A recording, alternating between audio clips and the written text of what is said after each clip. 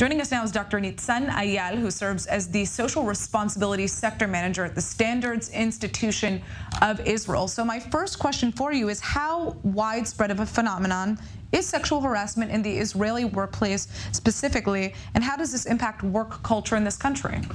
Well, the last survey was an internet survey for ages 18 to 64, where 53% of the women interviewed and 20% of the men interviewed reported they were sexually harassed. 60% of the women were harassed at the workplace, and 40% of the men were harassed at the workplace as well.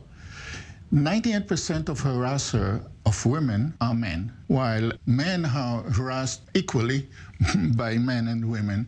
Usually the harasser is a senior worker or a colleague for both of those genders. Mm-hmm. But unfortunately, only 6% report this assault, this harassment.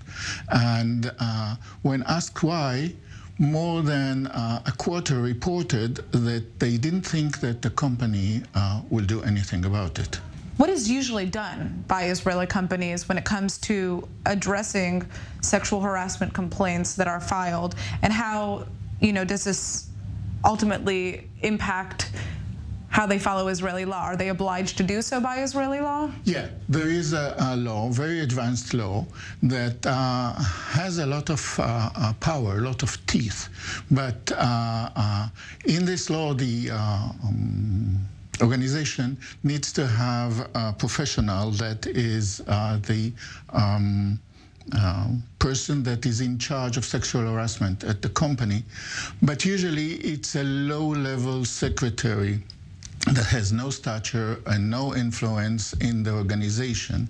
They also need to put some inside pamphlet, and usually it is hanged somewhere around the toilets, if you excuse me. So nobody really takes this seriously. Of those surveyed, 50% did not know who is the person in charge of sexual harassment in the workplace. Right. Who's human resources contact, basically.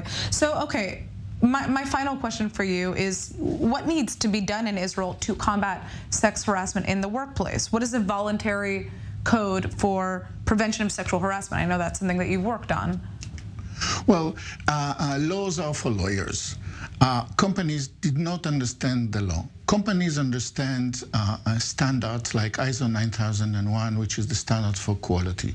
So what we did was translating the law into a format that is more understandable by the company. The company should first start and see what's going on. They should survey the workplace to see if there's any nude posters, any sexual comments in the WhatsApp group, any physical contact in the company that is encouraging sexual harassment. Then they should survey what the people know about sexual harassment and how they are familiar with gender equality in the organizations. Afterwards, they should put a set of procedures to prevent this from happening. Let's hope that people listen to what you guys are saying, because I think it is very important to kind of push companies to also take action in combating this issue. I'd like to thank you so much for joining us. Thank you very much.